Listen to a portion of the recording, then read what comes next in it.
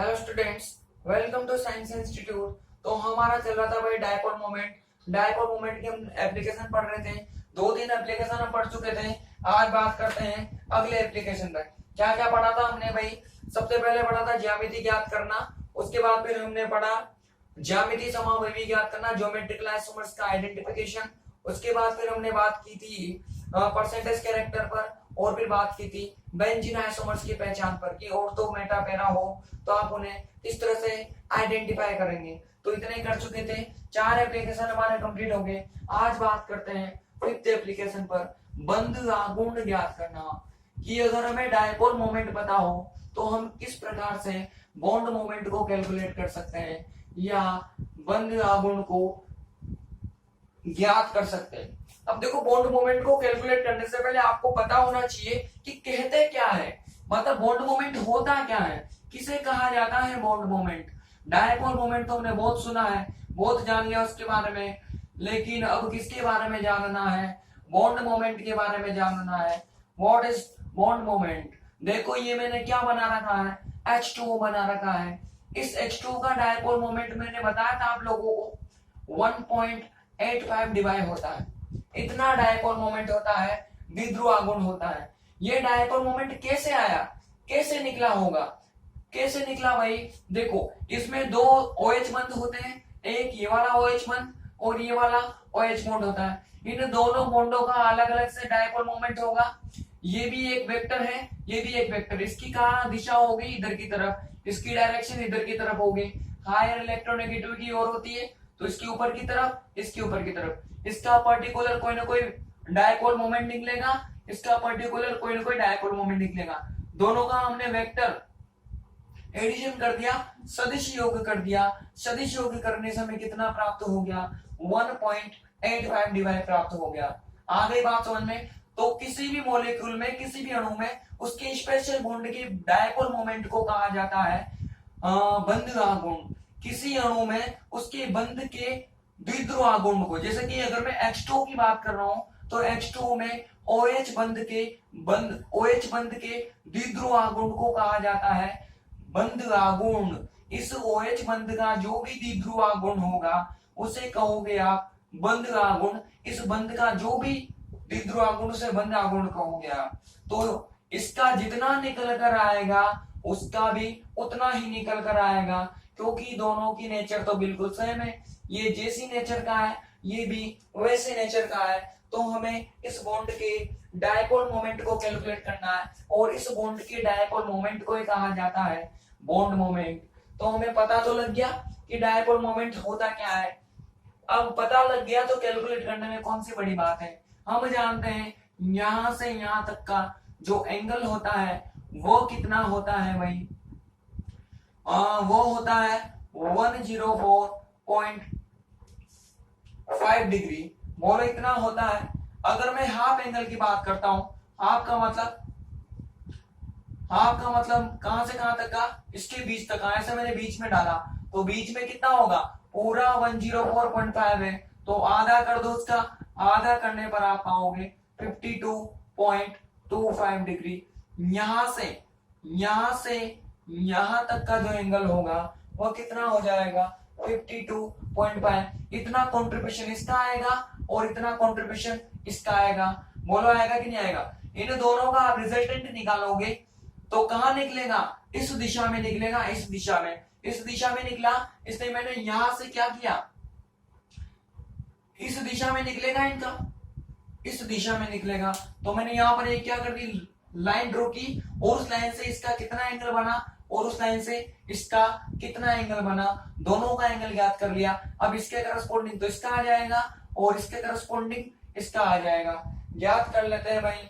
अब जो म्यू होता है, माना कि इसका द्विध्रुव आघूर्ण कितना हो? म्यू हो, इसका डायपोल मोमेंट म्यू हो, तो इनका अगर आप वेक्टर एडिशन कर दोगे तो कितना मिलेगा? अगर इस बॉन्ड का डायपोल मोमेंट में म्यू एच मान लिया मैंने। माना कि जो भी डायपोल मोमेंट होगा, जो भी द्विध्रुव आघूर्ण होगा, उसको मैंने म्यू OH बोल दिया। और पीछे की तरफ क्या लगाना पड़ेगा भाई? Cos theta.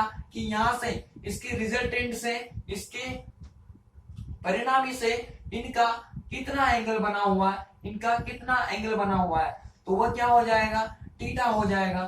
थीटा को कैसे लिखा जाएगा, कोस थीटा की फॉर्म में। कितने हैं, एक ये है, एक ये है, तो किससे मल्टीप्लाई कर दिया हमने, 2 से मल्टीप्लाई कर दिया।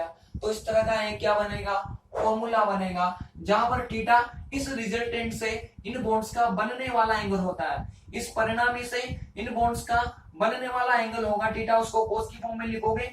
इसको मैंने म्यू एच बोला, जो भी होगा ये मैं कैलकुलेट करना है। कितने हैं, 2 है तो 2 से मल्टीप्लाई, 3 है तो 3 से मल्टीप्लाई, और म्यू क्या होगा, total dipole moment of molecule, अणु का कुल द्विध्रुव आघूर्ण। अब हमें ये तो पता होगा ऐसे ही, अगर ये निकालना है तो ये गिवन करेगा वो आपको, ये 2 इंटू और ये क्या हो गया म्यू एच, इधर की तरफ ये कोस, कितना है भाई कोस 52.25 डिग्री। वैल्यू पुट कर दो, आपको आंसर मिल जाएगा। इसकी वैल्यू अगर निकालोगे ना आप, तो इतनी वैल्यू निकल कर आएगी भाई।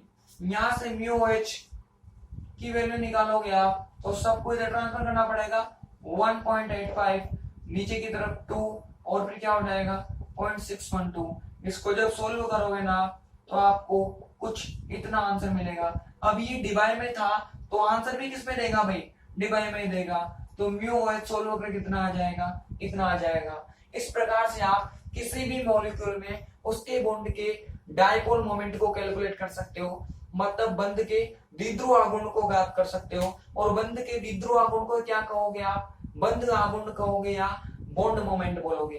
तो हमने एग्जांपल किसका कर लिया भाई, ऐसे लैंग्वेज में तो सिंपल ही लिखेंगे हम भाई कि द्विध्रुव आघूर्ण के आधार पर किसी भी अणु के बंध का बंध आघूर्ण ज्ञात किया जा सकता है। लेकिन कैसे करेंगे, वो कैसे समझ में आएगा हमें, इस एग्जांपल की सहायता से हम अटैचमेंट क्या कर देंगे उसके साथ में, इस H2O के एग्जांपल को जोड़ देंगे। भाई ये लो, अगर H2O का हमने ऐसे किया है, तो बाकी मॉलिक्यूल का भी हम ऐसे ही कर सकते हैं। उनके रिजल्टेंट से हमें क्या देखना है, सिर्फ उनका बनने वाला एंगल देखना है, यहाँ पर वैल्यू पुट करनी है, सोल्व कर देना है, ये गिवन होगा तो आपको म्यू OH मिल जाएगा। जैसे अमोनिया का निकालना है तो क्या हो जाएगा, इसमें कितने से मल्टीप्लाई करना पड़ेगा आपको, 3 से मल्टीप्लाई करना पड़ेगा और एंगल निकालना पड़ेगा। ठीक, तो इस तरह से आप बॉन्ड मोमेंट को कैलकुलेट कर सकते हो भाई। लिखो,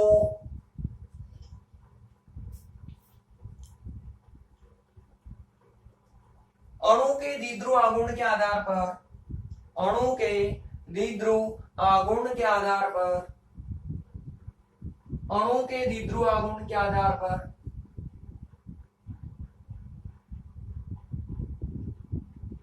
बंध आघूर्ण ज्ञात किया जा सकता है, बंध आघूर्ण ज्ञात किया जा सकता है, बंध आघूर्ण ज्ञात किया जा सकता है। किसी अणु में किसी बंध का द्विध्रुव आघूर्ण, किसी अणु में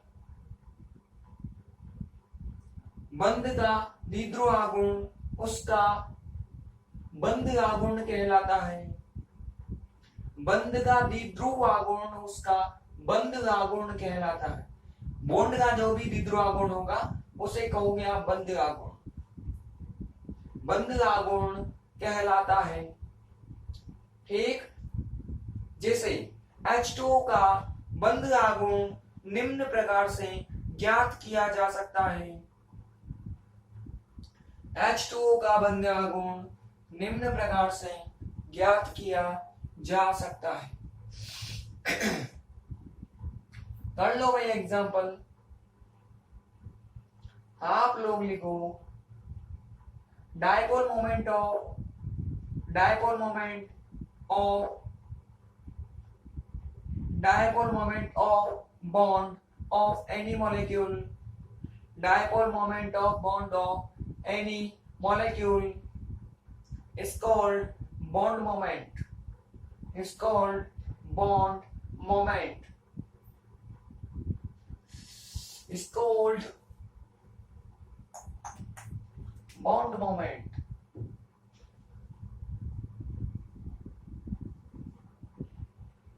is called bond moment।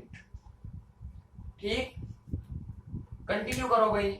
On the basis of dipole moment, on the basis of dipole moment, bond moment is calculated. On the basis of dipole moment, bond moment is calculated.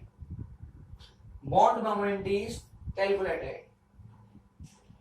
ठीक, एग्जाम्पल कीजिए। For example, bond moment of H2O, bond moment of H2O can be calculated as following type. Bond moment of H2O can be calculated as following type. As following type. ठीक, कर लो जल्दी से। Yes, नीचे तक आप लोगों ने कर लिया होगा, लिख लो इसके नीचे। अतः H2O में OH का बंध आघूर्ण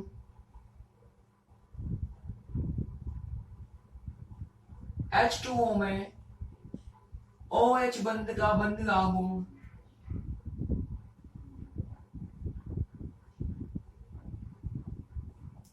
OH बंध का बंध आघूर्ण 1.51 डिवाई प्राप्त होता है।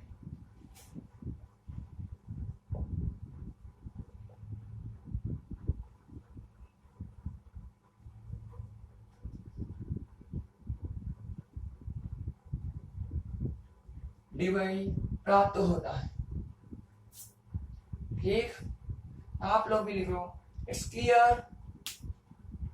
Bond moment of OH bond of H2O, bond moment of OH bond of H2O is 1.51 debye 1.51 Dibai.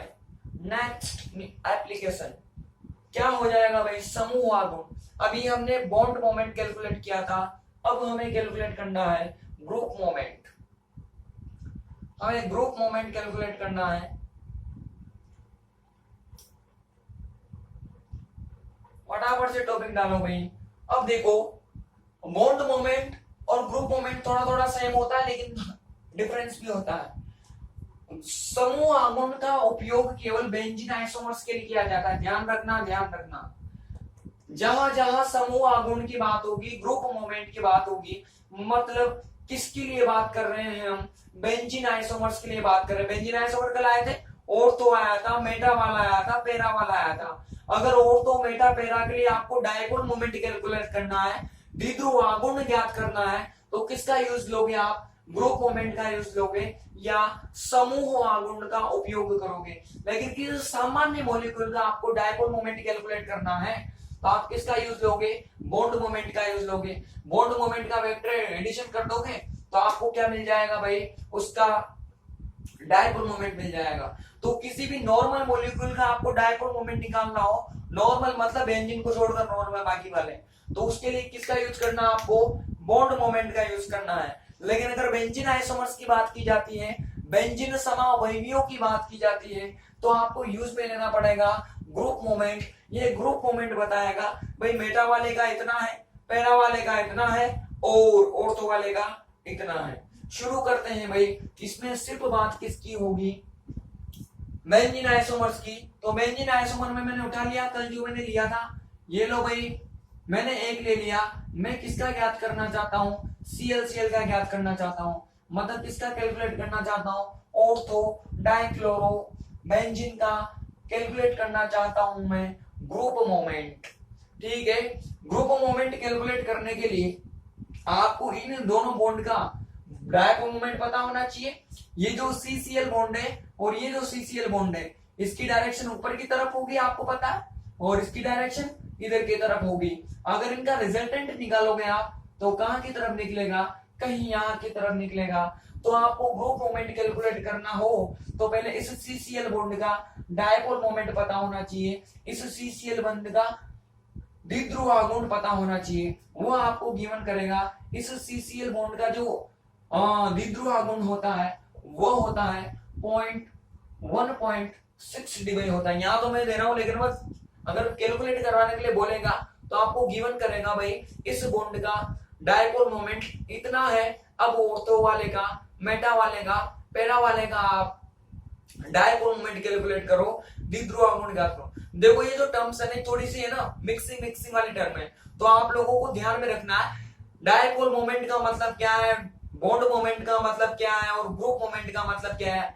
Bond moment का मतलब है डायपोल मोमेंट ही है, लेकिन किसका डायपोल मोमेंट, किसी बॉन्ड का डायपोल मोमेंट, किसी बंध का द्विध्रुव आघूर्ण। बंध का द्विध्रुव आघूर्ण था तो डायपोल को हटा के क्या लगा दिया, बंध लगा दिया और हो गया बंध आघूर्ण। ग्रुप मोमेंट में भी वही सेम टू सेम कहानी है, ये डायपोल मोमेंट ही है। इस सीसीएल बॉन्ड का ये क्या है, डायपोल मोमेंट, इस बंध का ये द्विध्रुव आघूर्ण है। इसकी सहायता से इस मॉलिक्यूल का अगर डायपोल मोमेंट निकालोगे, इसका द्विध्रुव आघूर्ण निकालोगे, तो उसको क्या कहोगे आप, ग्रुप मोमेंट कहोगे। या फिर मैं ऐसा बोल सकता हूं कि जो भी बेंजीन आइसोमर्स हैं उनके लिए डायपोल मोमेंट यूज में ना लेके क्या यूज में लिया जाता है, ग्रुप मोमेंट यूज में लिया जाता है या समूह आघूर्ण यूज में लिया जाता है। अब समूह आघूर्ण भी एक प्रकार का द्विध्रुव आघूर्ण ही है, वो भी एक तरह का डायपोल मोमेंट ही है।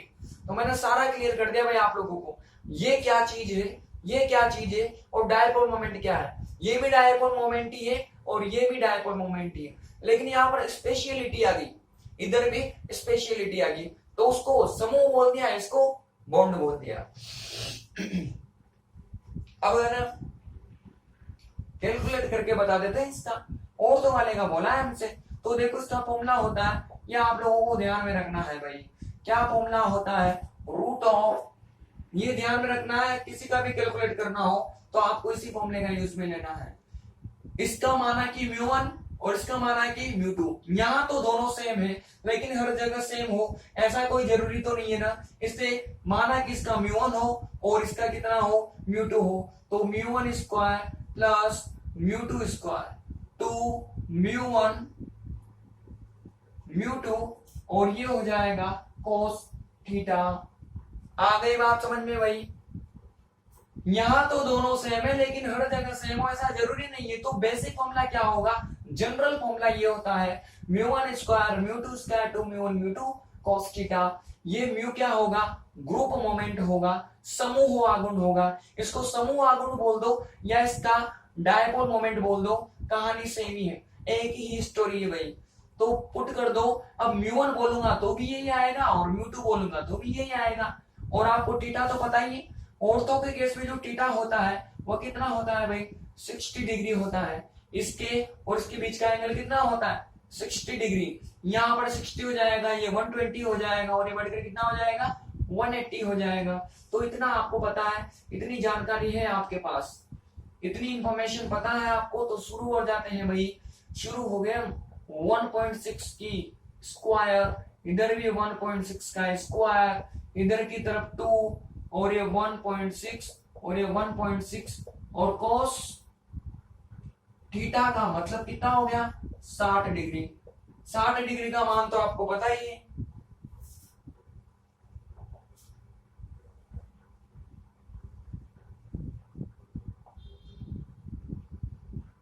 इनको दोनों को सेम कर दूं, ये सेम सेम सेम, तो मैंने क्या किया,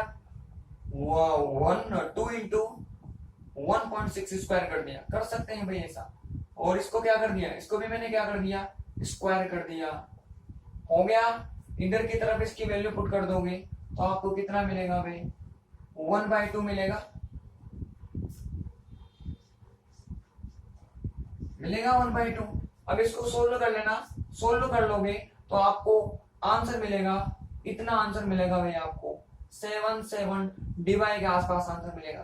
कर लेना सोल्व, लगभग इतना आंसर आएगा। सोल्व करने का काम है, इजीली कर सकते हैं हम, आता है हमें, ठीक है। तो ये निकाल लिया हमने, थीटा हमें पता था, बेंजीन आइसोमर देगा तो हमें थीटा तो ऑटोमेटिक ही पता लग जाएगा, और तो देगा तो 60 डिग्री, मेटा दे तो 120 डिग्री, और अगर वो क्या दे दे हमें, अगर वो पैरा दे देता है तो 180 डिग्री हो जाएगा। तो इस तरह से हम उसका ग्रुप मोमेंट कैलकुलेट कर सकते हैं। ये हमने किसका किया, ऑर्थो का किया। ऐसे कैसे, अगर यहाँ पर हम कितना पुट कर दें, यहाँ पर हम पुट कर देंगे 120 डिग्री, तो हमें किसका मिल जाएगा भाई, मेटा वाले का मिल जाएगा। आ रही है बात समझ में, लिखो इसके अंदर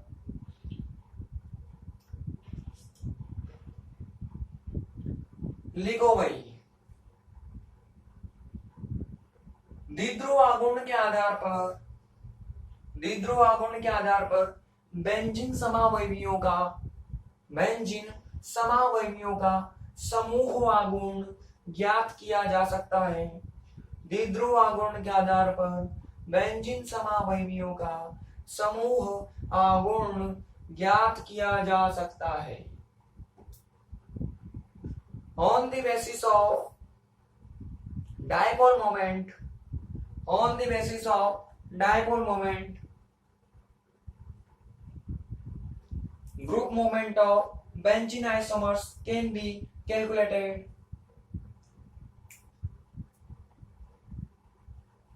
Group moment of benzene isomers can be calculated. कर लो भाई,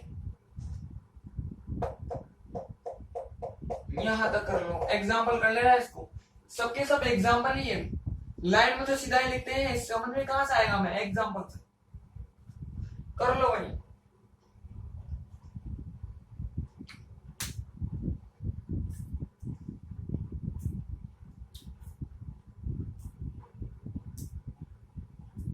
कर लिया हो आपने, यहां तक लिखो इसके नीचे। अतः ऑर्थो डाइक्लोरोबेंजीन का समूह आघूर्ण 2.77 डिवाइड प्राप्त होता है। 2.77 डिवाइड प्राप्त होता है। 2.77 डिवाइड प्राप्त होता है। ठीक, आप लोग भी लिख लो। It's clear, group moment of ortho dichlorobenzene, group moment of ortho dichlorobenzene is, group moment of ortho dichlorobenzene is 2.77 debye, 2.77 divide.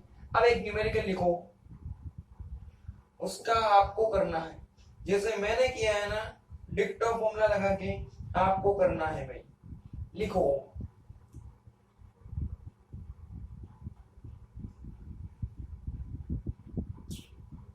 Meta dichlorobenzene का, मेटा डाइक्लोरोबेंजीन का तथा पैरा डाइक्लोरोबेंजीन का समूह आघूर्ण ज्ञात करो। मेटा डाइक्लोरोबेंजीन का तथा पैरा डाइक्लोरोबेंजीन का समूह आघूर्ण ज्ञात करो, समूह आघूर्ण ज्ञात करो, समूह आघूर्ण ज्ञात करो।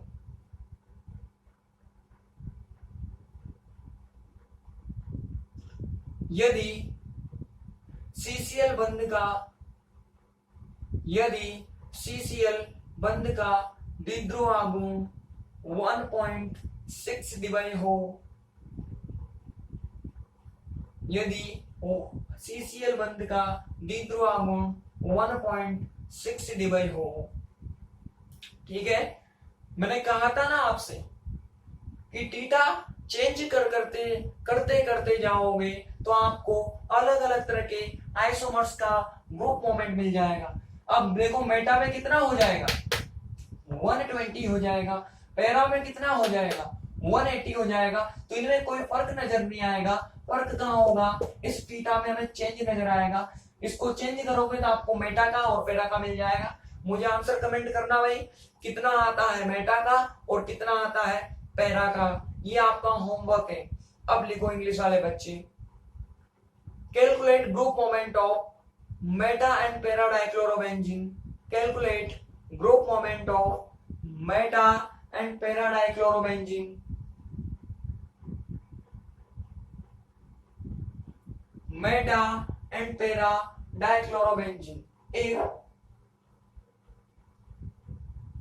if dipole moment of CCl bond is, if dipole moment is CCl bond is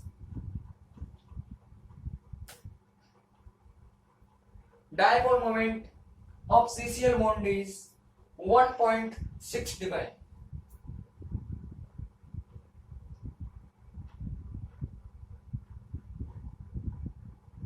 1.6 dBi.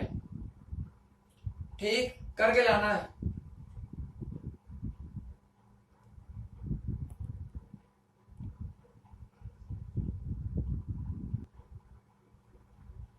ठीक करके लाना भाई इसको। आज के मोबाइल में बैटरी जाने वाली है, 1% बैटरी है, वरना मैं आज लेक्चर लंबा लेने वाला था। कल का लेक्चर लंबा होगा भाई अपना, 50 से 55 मिनट का होने वाला है। कल इसको खत्म करके हम पोलराइजेबिलिटी की तरफ आगे बढ़ेंगे। इसमें कोई दिक्कत हो तो मुझे कमेंट करना भाई, ठीक है। कल मिलते हैं, आज बैटरी खत्म हो गई मोबाइल में।